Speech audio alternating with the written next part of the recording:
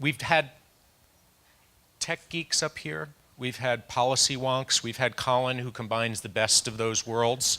We have somebody else who actually is a bridge between those worlds. John Walton, as you heard from Chris Vian this morning, is acting now in the role that Chris had for some years before John Walton. So the Chief Information Officer in this particular city, where we are today, is always an innovator. I think Chris has ensured that anybody who sits in that seat, it's a hot seat.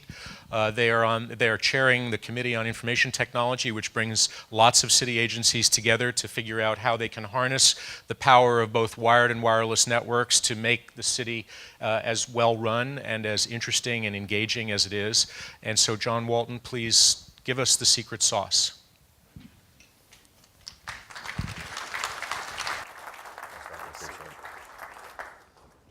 Well, thank you, everybody. I hope I don't have to give secret sauce recipes because I'm not much of a cook, and you'll be all vastly disappointed if you try to take cooking tips from me. So first, thank you all very much for being here in San Francisco. We love having you here.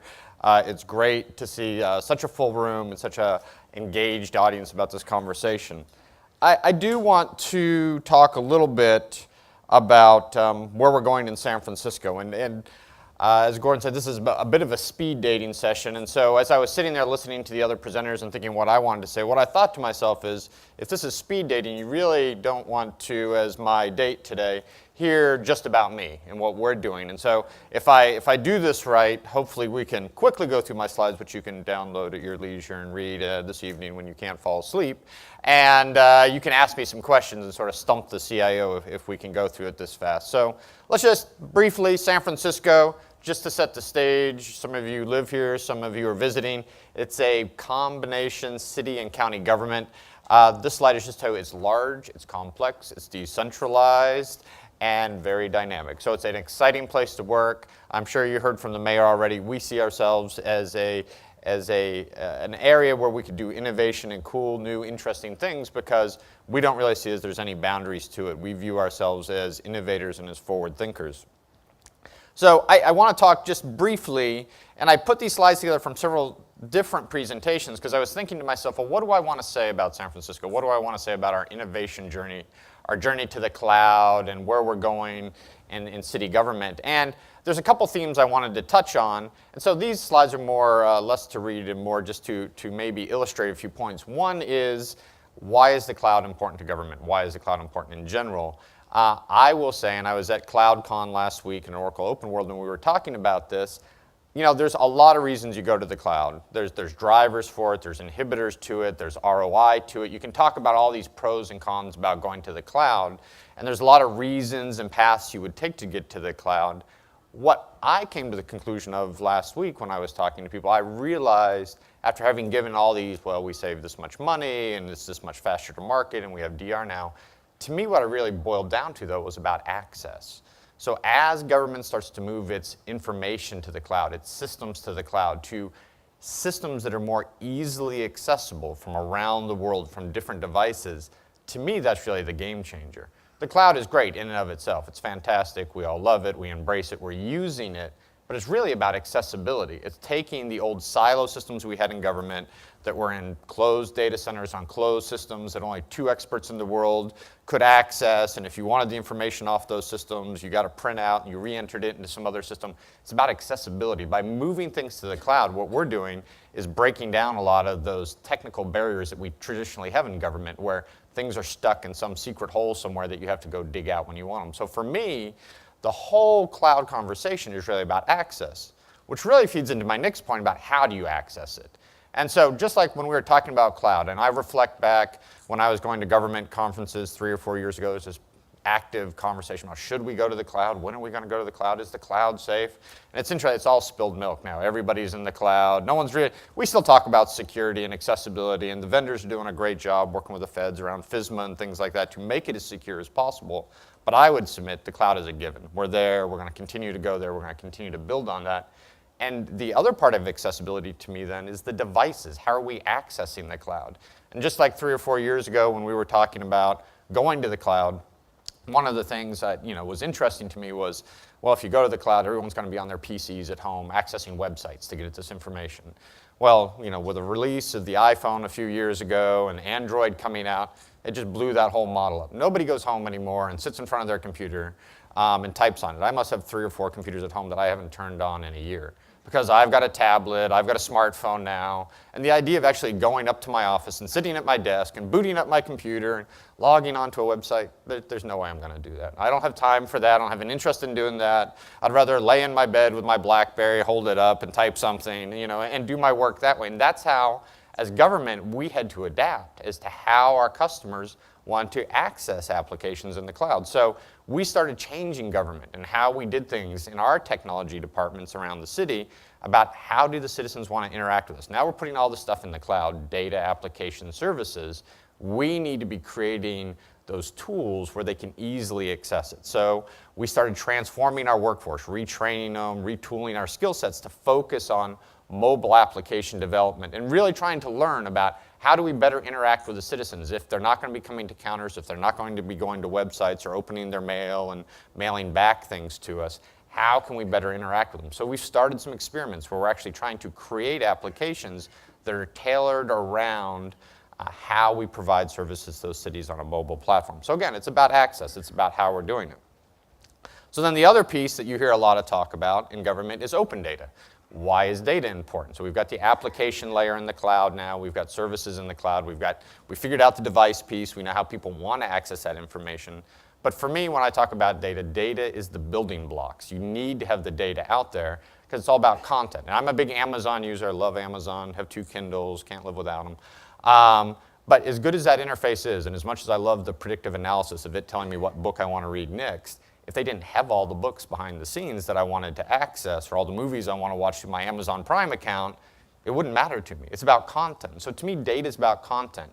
And so we took the old problem where we had everything again in silos. We had all this whole hard copy data. It wasn't integrated. It wasn't accessible. And we just started blowing that model up. And Chris Vian and Jay Nath, that you'll hear from tomorrow, and others, they were real leaders and innovators in that space.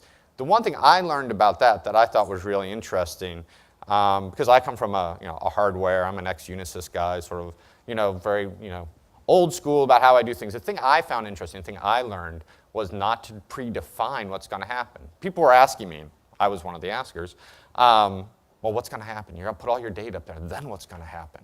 So I was struggling to come up with the answer. What's going to happen? That's a good question. I need to know the answer. Actually, that's really, for me, the important part is not to predetermine what the answer is. Just put it out there. Just let people have at it. So what happened was Chris and Jay and others, we started standing up these open data websites around cities, around the countries, and you build it, people will come. People started coming to the websites. We started having hackathons. We started bringing in the community to solve problems that traditionally in government, we'd have written an RFP, we'd have taken 2 or 3 years, it would have been over budget, it would have been late, people would have been frustrated, there would have been newspaper articles written, there'd be lots of finger pointing. Luckily, hey, I'm out of that business now. I make the data available, and the people come and they build the applications they need based on the data. So I provide the building blocks, they build the houses. So there's all these great applications now, not just in San Francisco, but in Boston and New York and popping up in small cities. People have realized the power is provide the data, and you have smart, innovative companies, people out there that will take that data. And technology is really demystified now. We talk about geeks and czars of things and things like that, experts. Really, I would submit to you, data is very demystified. People can access data through easy tools now and build their own apps without having to come to an expert like me to do those things for them. So I think it's great. And the thing I keep trying to reinforce, because I get asked, well, open data is dead now. We did it. I don't agree. I would say in government, we've probably released a very, very small fraction of the data we could. And what we see is there's always plateaus. You release these data sets, new applications get built. You release more. So it's about the data. The more data you can release, the more spikes you're going to see in new innovative applications that are created. And government should just be throwing as much data as they can out there. I mean, you got to protect the privacy, you got to protect confidentiality, but you've got to sort of unlock the floodgates because that's what's going to drive innovation. And so where are we going next? So the future, and I've got 3 minutes, so I'm trying to stay on track. I'm trying to leave a minute for questions. Here's what I would submit to you. Here's the challenge I will throw out. Typical of government, and I see this at local, state, federal level, we tend to think of things in silos of our organization. So I've got San Francisco data and an app that's written for San Francisco, and where are we going with that, and how is that useful? And so I have the good fortune of working with some other CIOs around the nation, the G7, and with Chris at the federal level. And what we're trying to do is envision where we're going next. And so I would say to you, it's about sustainability. It's about taking that city model, which has also become potentially a silo or a state, and starting thinking about it at a national or a global scale. So we started these data sharing sites where people can go to, we can collaborate, we can all put our data up on these different data sharing sites, have easy APIs. And I think that's important because one of the worries, one of the concerns I have as a CIO and as a leader in this area is sustainability. Where are we going? What's next?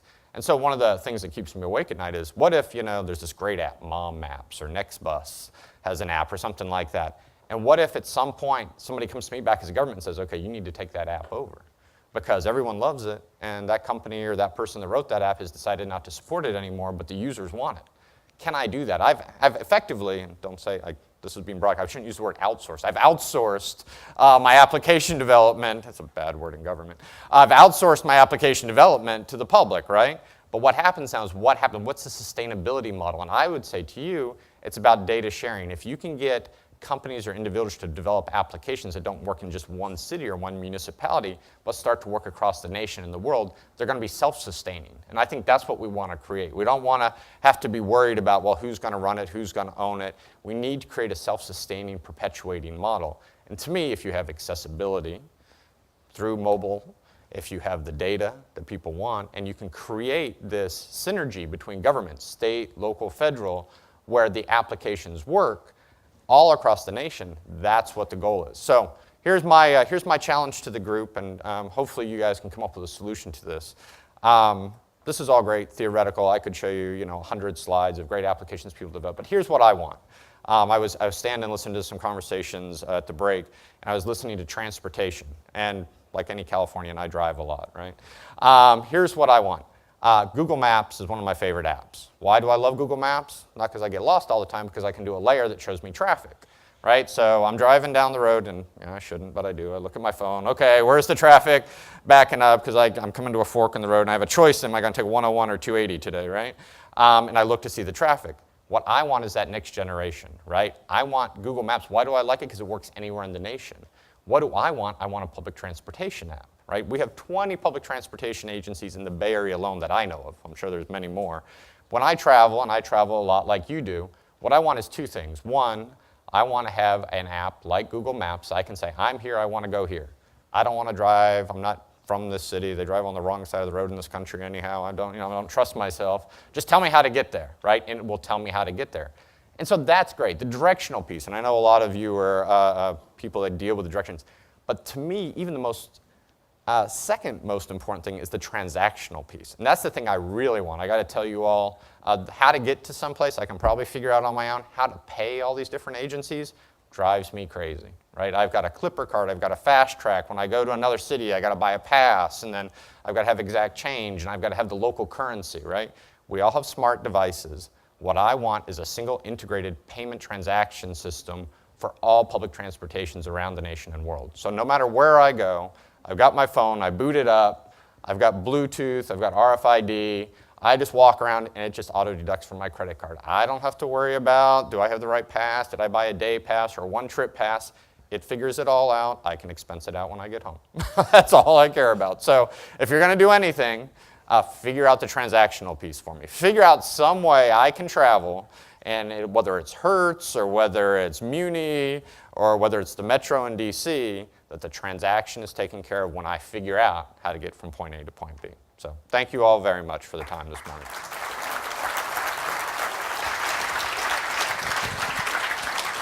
So we have a Walton challenge. I want to see a show of hands. How many people are ready to talk to him about the challenge? Rotify is ready to talk. Okay, we've got a couple of companies that are going to talk to you about it. He's not technically outsourcing. He's looking for solutions. I didn't use that word. I didn't use that word. So we have the Netherlands up on the screen in a minute. So we're going to hold on questions because they're actually waiting for us. It's actually Geneva. I'm sorry. So thanks so much, John. That was great.